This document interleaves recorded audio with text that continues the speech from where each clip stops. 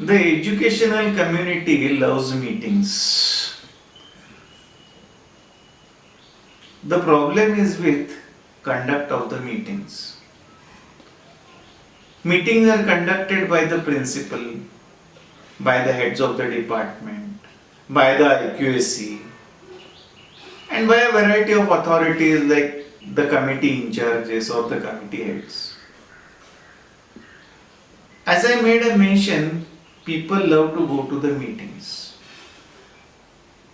But the biggest part is that these meetings often come out without outcomes. Second part is that these meetings go on for a very long period of time. And the third part is that everything other than the agenda is talked about. The meeting fails miserably. And the authority slowly starts losing its hold on the staff. Meetings therefore become very, very important tool for management. Meetings need to be carefully drafted before they are conducted. When we are going to conduct a meeting, we need to first plan for a meeting. We need to decide what are the topics of the meeting. Once the topics have been finalized, put those topics on the paper. See to it that the wording of the topics is correct and that no other meaning comes out of those particular words. Once the meeting has been finalized, then we come to the second aspect, and that happens to be who should be there in the meeting. Whether it is in general for all the staff members, whether it is for specific staff members, what is the size of the group that we intend to have the meeting for, what are the topics which we have already decided out. Once these topics have been decided, then go in for writing down the agenda of the meeting. Create an agenda of the meeting, and after the agenda of the meeting has been done, float the mail of the meeting. The meeting may be invited through a mail, or it may be invited through a notice, or it may be put up on the notice board the way it is done normally. Preferably see to it that the notice goes to the right people, the attendant carries the notice, takes the signature. Because there is one approach that you find that for unwanted topics the teacher says, I never received a notice. And therefore what is the best part happens to be send the mail 3 days in advance. I have noticed out that people see the mail and then they say, oh, that mail is after 3 days, it's okay, I don't have to worry. They may go through the aspect, but even then they may look into it, and even then they say we have time. This is the best advantage that I always make a mention about the meeting. People know the meeting. The second part happens to be float a notice so that actual signatures are taken, so that people say that well, I have received the notice, and then it becomes accountable. The third part is it can be put up on the notice board, on the pin-up board, where you are able to see the notice. Once the notice has been floated and you are sure that everyone who is supposed to come in the meeting has already seen it, one big task is over. Because then those arguments which are likely to take place, I did not know, I did not have an idea, which are very common in the educational fraternity, they are lost out. The mindset of the staff is ready to attend a meeting. This is the best time to conduct a meeting. Once the mail has been delivered or the notice has been floated, go in for preparation of a meeting. Let there be an attendant who is going to take care of the hall where the meeting is to take place. Availability of water, if tea is to be provided, availability of tea is to be done.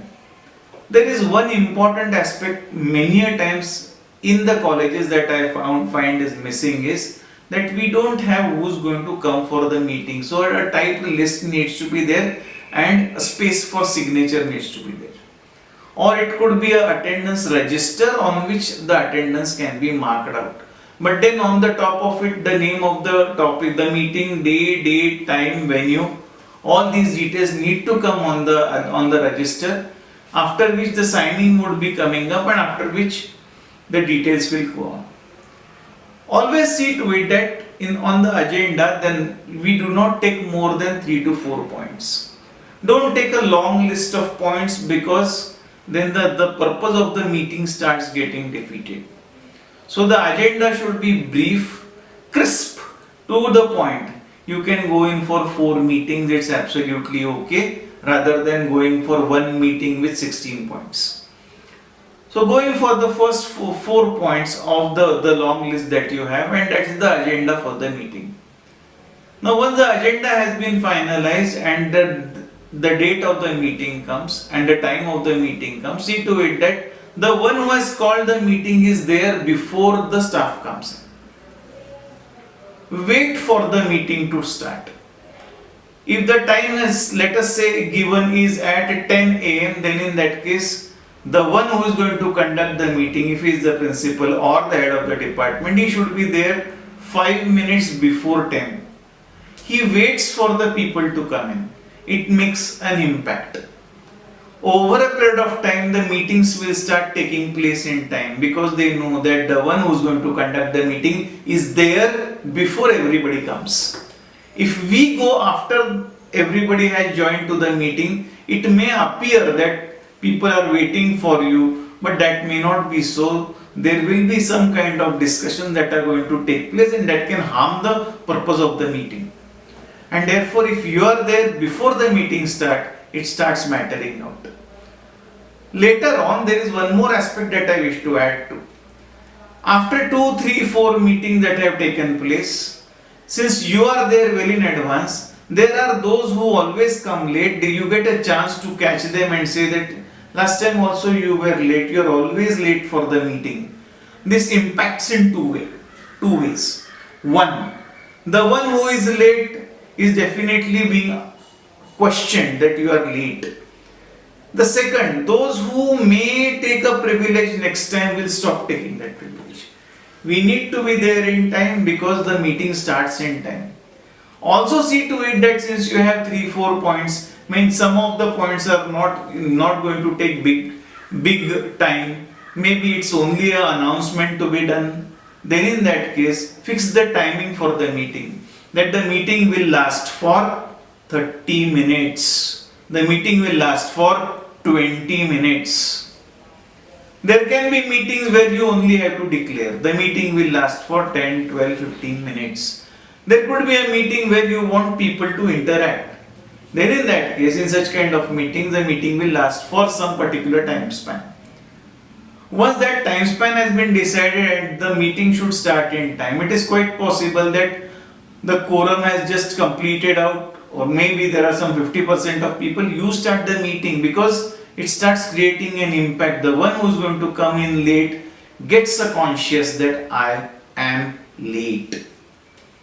Make it a point that you will, in the first meeting, you will make a mention that, well, I don't find diaries coming with you.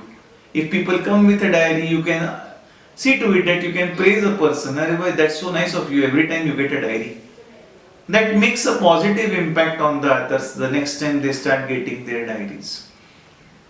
If they have a diary, then the things get recorded and it becomes easier. But you will find people coming up with empty hands, and therefore, in some way, a kind of an accountable mechanism needs to be created.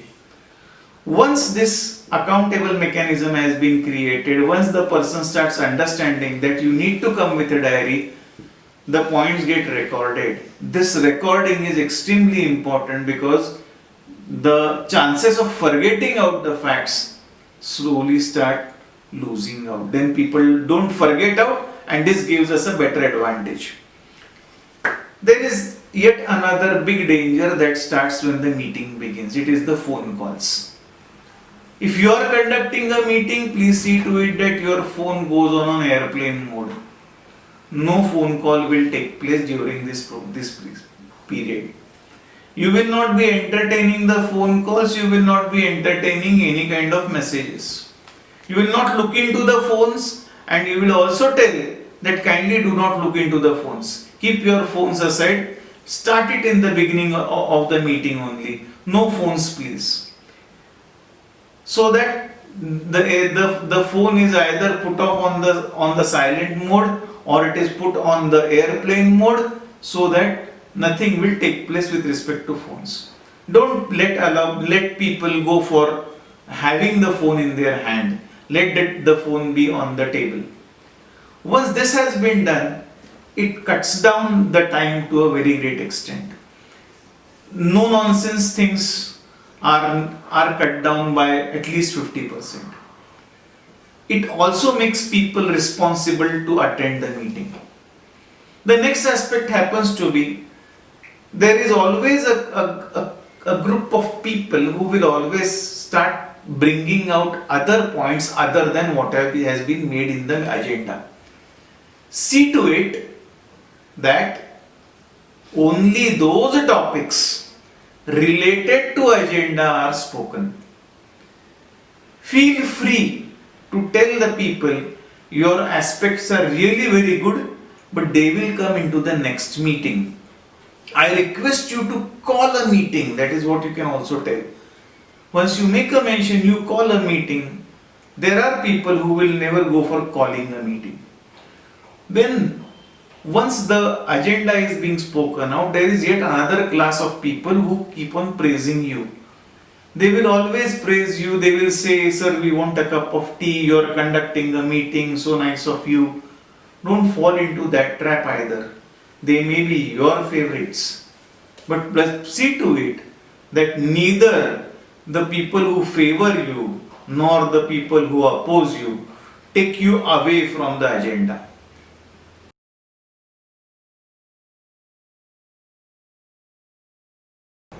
When the meetings are proceeding, it is the job of the one who is conducting the meeting to see to it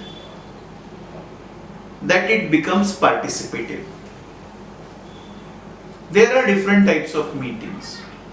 In some meetings, only some things are to be announced. The college has decided to 1, 2, 3, 4, 5, 6. It's a different kind of a meeting. But I am talking about those meetings where some work is to be allotted, allocated, and it is to be done.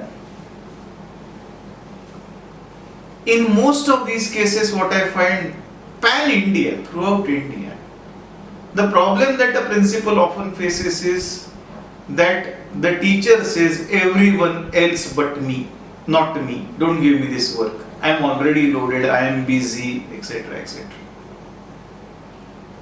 In the initial meetings, this is going to be a problem. If we want to sort it out, there is one way out. Make the meeting a very participative meeting. Put the problem in front of the people and ask for opinions. They will shirk to give opinions.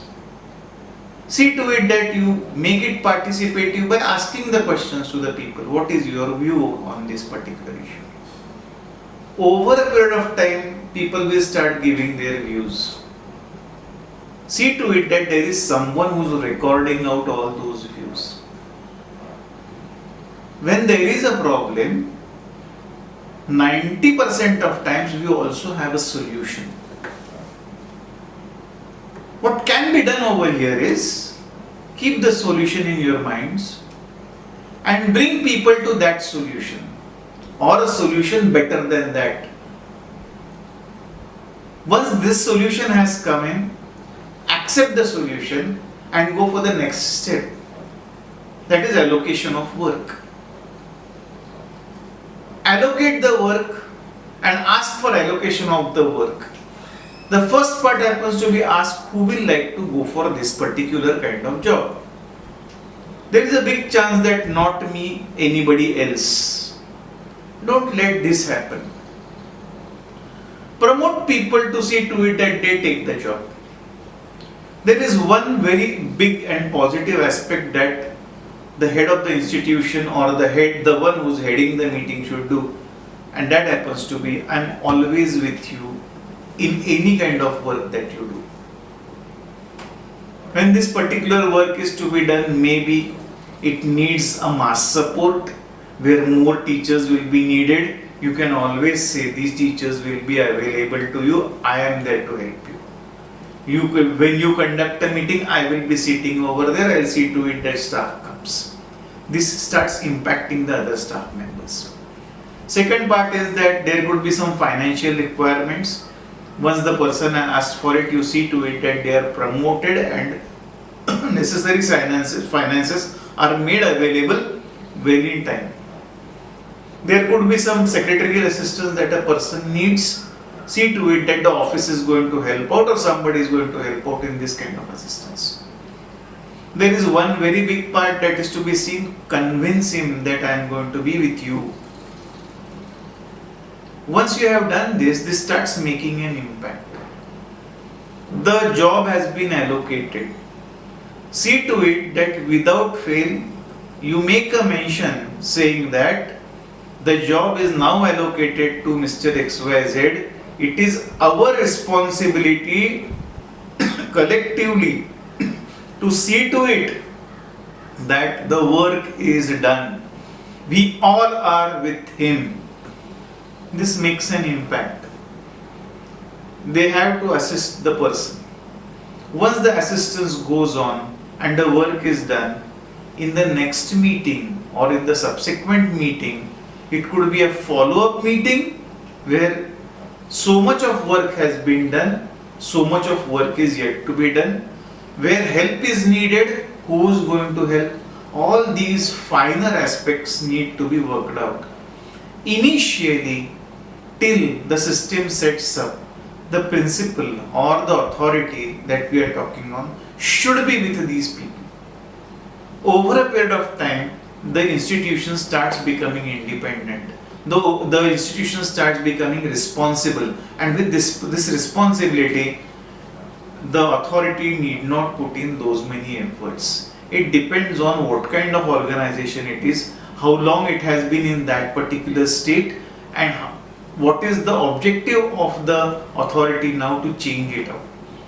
Once these things have been done out, once these meetings start working successfully, meeting becomes a very big, strong tool in the hands of the management and the leader to see to it that the work is done. The primary job of the leadership is to see to it that our work is done, and meeting can be one wonderful tool to see to it that it is worked out. Thank you very much, and we go to the next topic.